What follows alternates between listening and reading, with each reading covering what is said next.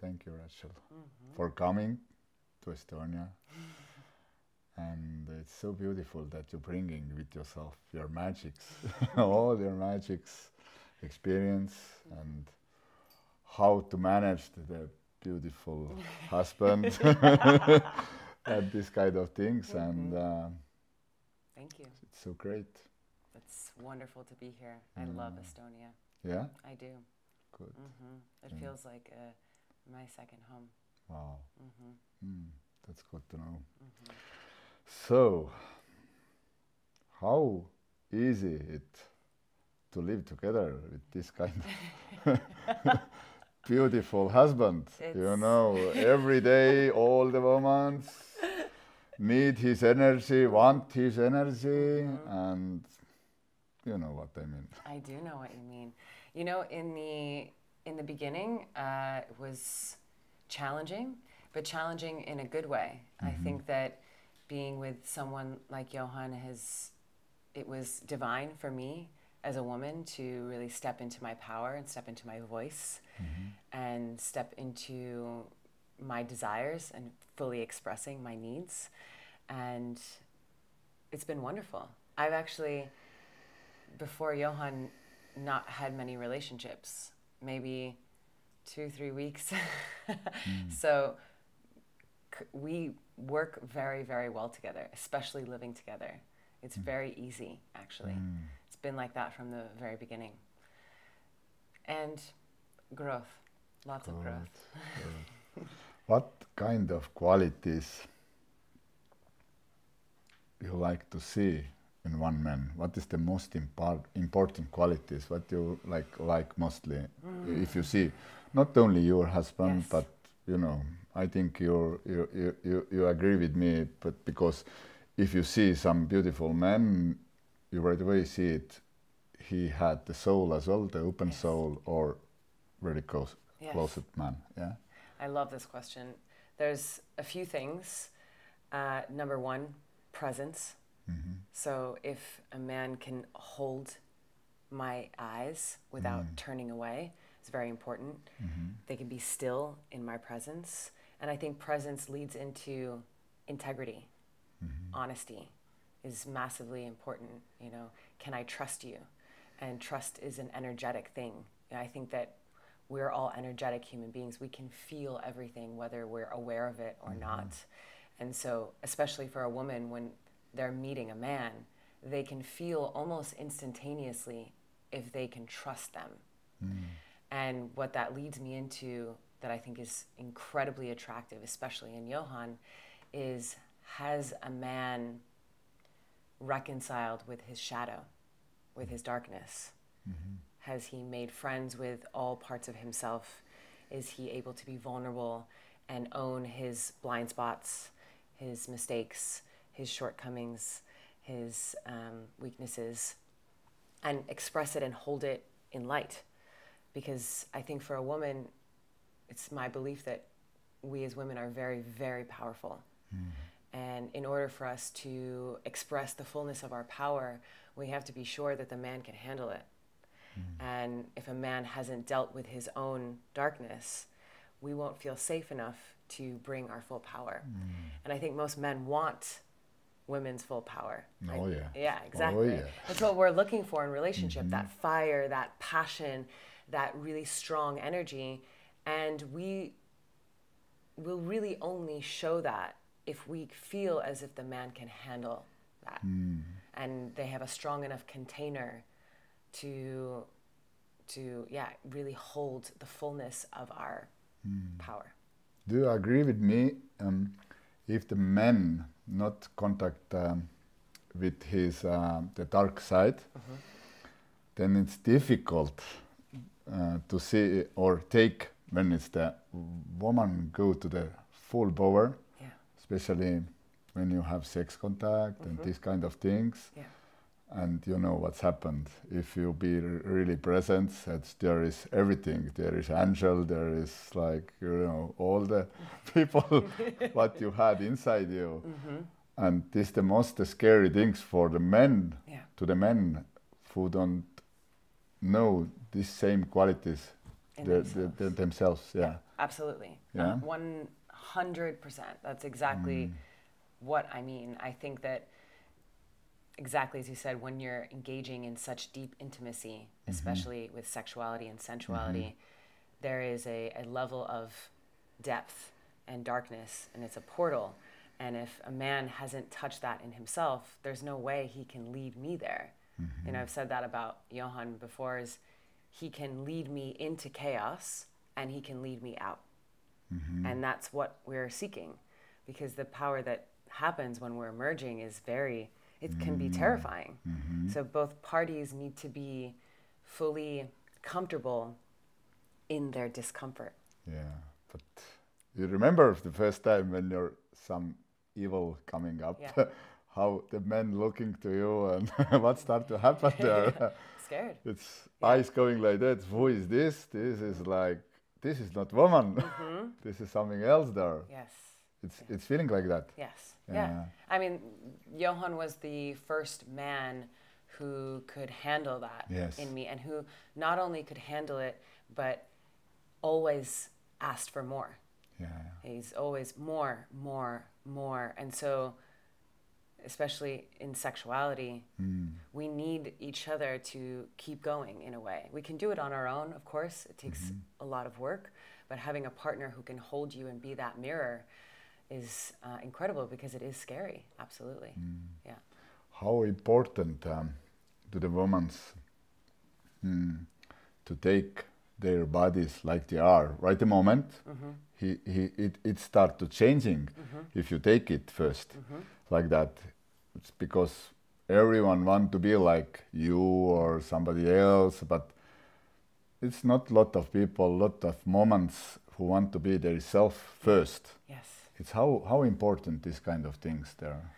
I think it's the most important thing. Yeah. I think that we are all facets of the diamond of divinity, and we are only meant to be who we are. And when we try to be someone else or try to fit into a mold or a box or a round hole, we're not actually giving our unique expression an opportunity to be seen. And when we do that, it's a liberation act, because when I'm myself, you're yourself, when you're yourself, and so on and so forth.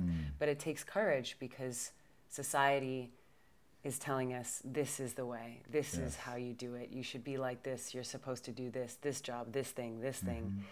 And most of the people who are saying that are unhappy. So it takes a lot of courage to be who you are in the depth of your soul. And it takes curiosity and a continuing of discovering who we are moment to moment, because who I am today is different than who I was a month ago. And can we be willing to change constantly, over and over again, evolve, expand, be like consciousness, always flowing?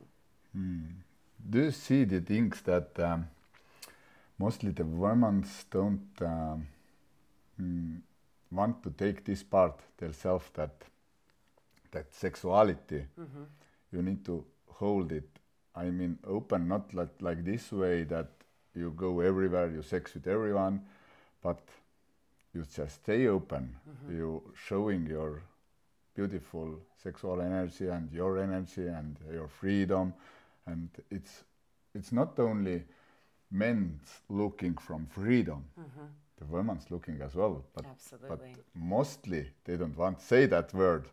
I want to be free as well, but because almost all the people start to thinking about that freedom mean that you be everywhere and then you sleep everyone, and this kind of talks right away, especially when the woman say, I want to be free. Yeah, what are you thinking about that? That's how important and that. And I think it's, words can get convoluted, right? And I believe, I agree with you. I think part of the reason why I am here is to teach women how to be responsibly wild, right? To return to our wild, natural, innate, instinctual wisdom that is part of our soul. And there's a difference between being sexual and being sensual.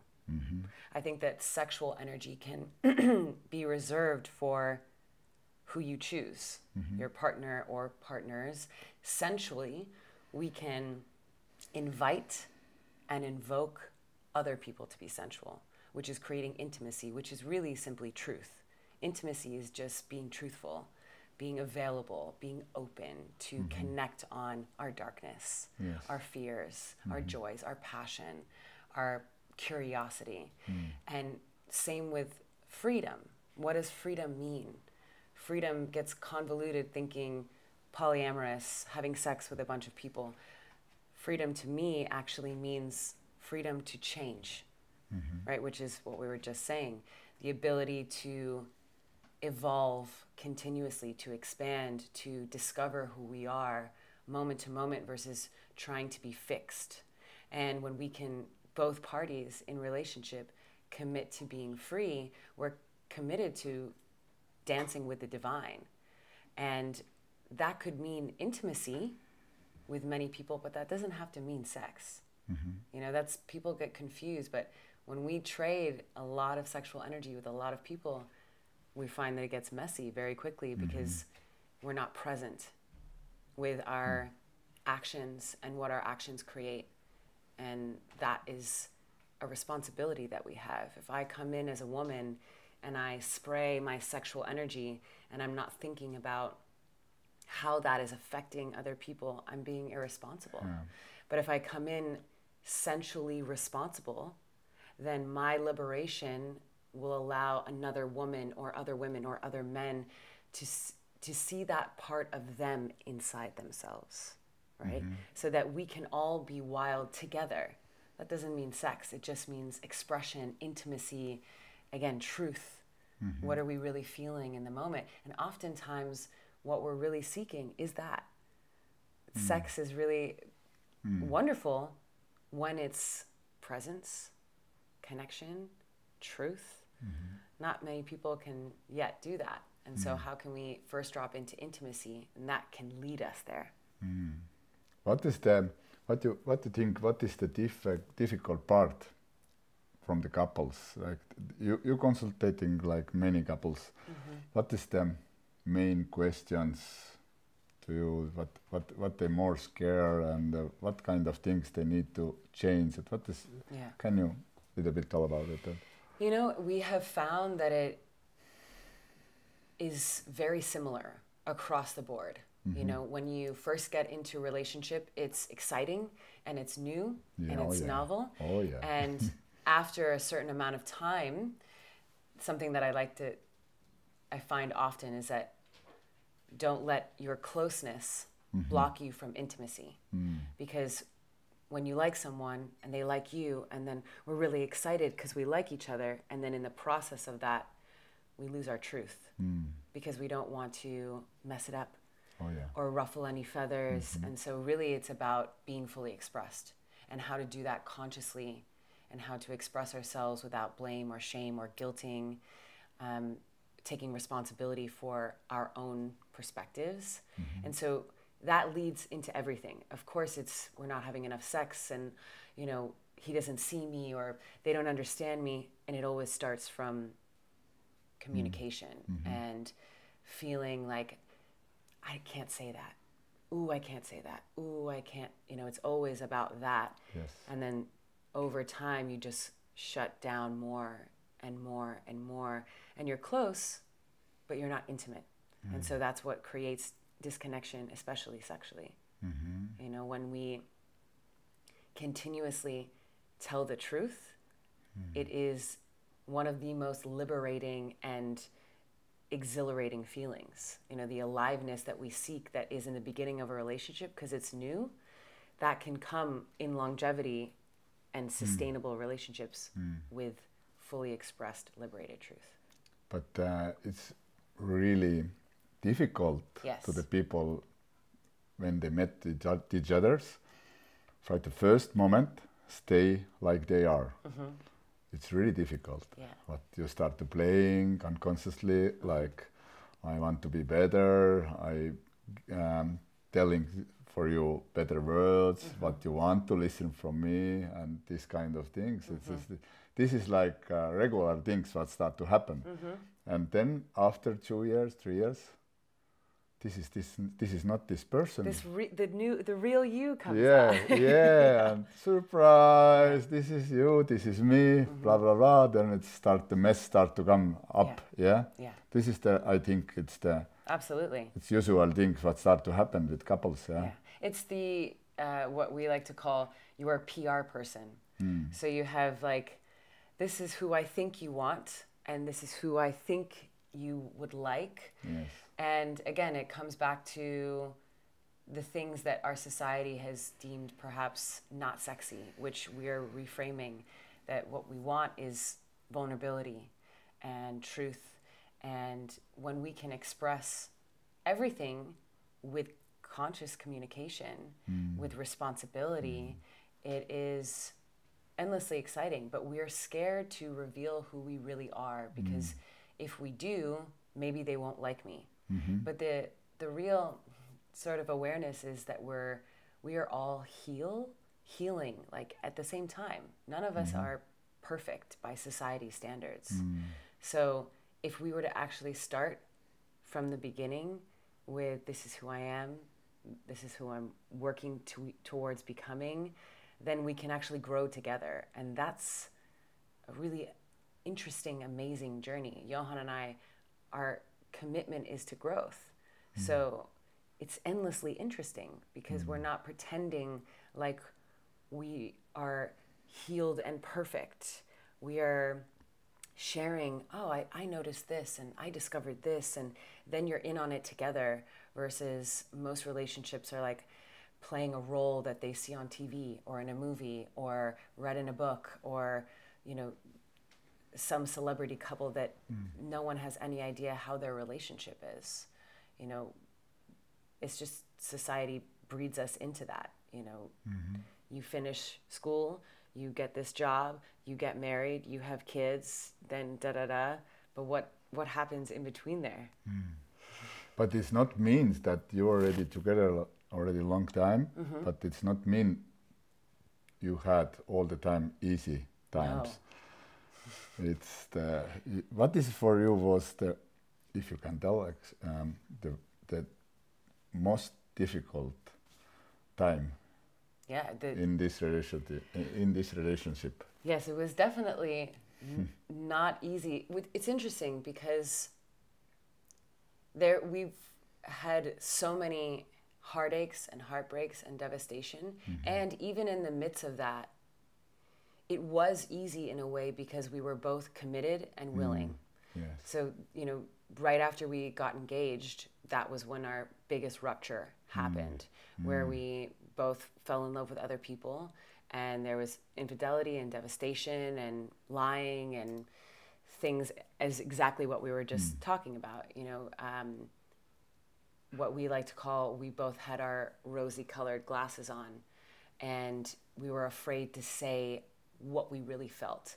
And even though it was a extremely painful time, it was the most profound awakening of my life, most definitely. And I would think that Johann would say the same, because it broke away that societal perfect, this is how I'm supposed to be, and really gave us both the ability to just say what we felt, and to be really honest, and to also be really loving, you know, to not run away just because it was hard or because we were hurt, but to actively work on healing ourselves and each other. And we both held incredible space for each other.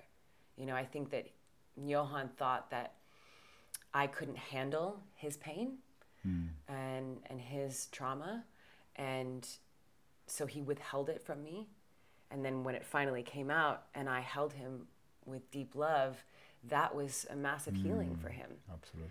And then after that, when I broke, he held me, and that was incredible and profound and powerful, because again, we're not just together because things are great and things are perfect, but we can hold each other when we're falling on the floor, when we're devastated, when we can't stand up, you know, when we don't know who we are, because that will happen, I believe, again and again. through all different types of ways, not just in relationship, but when in our careers and as we become parents and as our parents die and our friends die, those things will happen. So we have to be prepared for when things hit the fan. You know, like how do we show up when things aren't going right? And we both showed up. Makes me emotional. With such love. It was amazing. You know, Johann has never yelled at me, ever. He's never raised his voice at me, ever, in almost 10 years. Wow.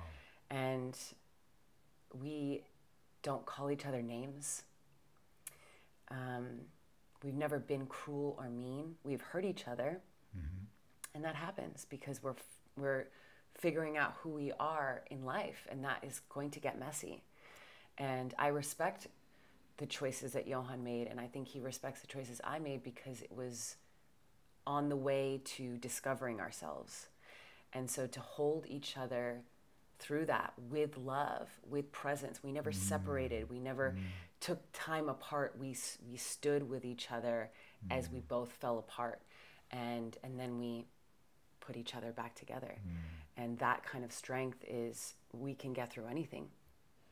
But this is the most difficult part in this relationship, and when the other person have the feelings, and you need to hold the space for him or her. And same time, you feel as well the feelings. But you know, I am right now in the better place than he or she. And in this part, hold the space. And you're feeling same time, so wow, something start to coming up in myself as well. If you're sharing to me something or whatever. And how to stay there, presence, not run away, still hold the space and take all the emotions what the other one have. And it's not easy way. No. That's why important to do. I think like it's my experience as well to do exercises every day, to hold yourself like emotional good conditions and these kind of things. What do you think about that? 100 million bajillion gajillion %. I think that I don't know who we would be without our practice. The practice is what keeps us grounded and connected and centered, because it is very destabilizing when you're in that space. And I think that for me, the practice is about constantly becoming the witness and the observer. So when we're in a heated conversation, instead of being fully in my emotions, I can witness a part of me in my emotions, a part of him or a part of anyone. And I think it goes back to what we were talking about. We're all healing. There's no person on this planet that hasn't experienced trauma or wounding or devastation or sadness or betrayal. We all have. It's part of why we come here. And so if in that moment we can remember that and realize this is an opportunity for healing, then we can kind of zoom out and say, how do I want to respond versus just reacting? Because most of us just react because we don't want to be hurt. But pain is a part of life. Pain is teaching us something. Pay attention inwards now. Let's learn what's here. And if we can have the willingness to really be with pain, then it can change. If we don't, pain becomes suffering. Right? And so patience and compassion. Just being here and recognizing when we were in those moments, you know, I could feel a part of Johann that wanted to shut down and wanted to blame himself and run away. And even though I was hurting, that wouldn't serve. And so I have to put my own pain aside for a moment to help him come out. Because we both need to be strong. So I think patience, compassion. Remember that I would say that the majority of us are not trying to hurt each other. We're not working out of malice. We're confused. we're trying to discover who we are, and that gets messy at times. And can we just see what's really happening versus the emotional state? Yeah, but in the modern world, right moment, many couples go to the divorce and go separate ways.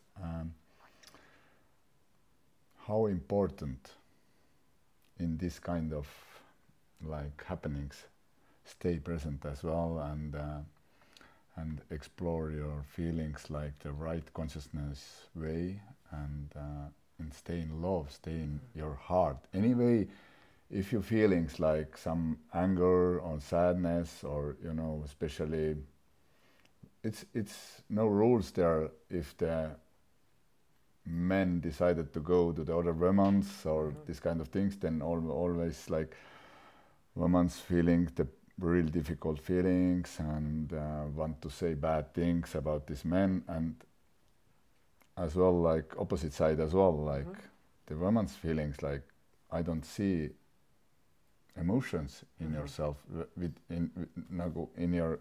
you, and I don't see the person like a human being, like not only like you're doing nice things, you're buying me things, and you're going with me together to the holidays and nice places, we're staying in nice hotels and blah blah blah, but most important things, I want to see you. I want to see you and who you truly are. What are you thinking about how to stay in this kind of life situations and to stay in love, and how easy or how difficult to stay in love in this kind of moments? I think it is difficult. Yeah. Because it is stretching us. It's stretching our capacity to hold love. I believe that's a good thing. You know, my capacity for love stretches constantly. And I think it's meant to be that way. I think the really important thing for all of us is to learn how to communicate. Because that's the thing that really blocks us, is that we don't know how to express ourselves fully. And then the thing that I think is most challenging is when we don't feel seen or received or heard or loved, right? Any number of those things, and we don't feel love, basically. Yes. And so in that, exactly as you said, there's an idea of what a relationship looks like. But even when a man or a woman goes to an outside source, it's because most of the time they want to feel seen, received, heard, loved. They want to feel in their power, sparkly. When you meet a new person, you feel, and as you said, the other party is wanting to see them. And we don't realize that to be seen, we have to reveal. We have to... Because then you see the soul. Exactly. Yeah. And behind your heart is the soul. Yeah. And I think you're seeing as well that the most beautiful women, the most beautiful men in the world, the people who have the big heart, open heart, all the specters together. And you don't need the makeup, you don't need the big car, big house, like all these kind of outside things, because then you see the real beauty in the person, At one, I mean, you can feel that. You can immediately feel when someone is open, when someone has made friends with their darkness, and our nervous system relaxes in that presence, because what the person is telling you is it's okay to be you. And when you release all the heavy emotions in yourself, then it's life coming more like simple, more easy. And you know, when it's a simple wife, then it's simple life. Yeah, absolutely. That's true. Yes. And same opposite side as well. Absolutely. Yeah. Simple husband, simple life. Yeah. The simplicity of practice, you know, connecting, ritual, enjoying nature, enjoying silence, enjoying connection, Yeah. The other things are just, it's nice, but it's just, you know, what's really here. But you're feeling always this. Always. This is the people Yeah. really they are, or they're playing someone. Yeah. Yeah. Yeah. Okay. What is the last 3 things what you like to say to the couples? Most important things. What is the for you most important things? What they need to do to stay connected, stay loved? Yeah.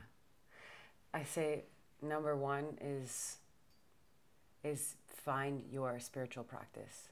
Find something daily that you can connect to your soul and your heart and to the divine. Number 1. Number 2 is learn how to forgive and learn how to apologize. Because we all make mistakes. Absolutely. And holding a grudge is just disconnection. And number 3 is, you know, lean into love.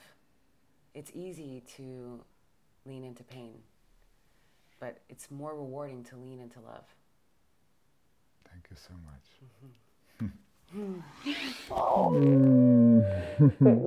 Thank you. You make me cry. Yeah. Yeah. I know how to do that. Yeah. That was good. Okay. It was like, yay!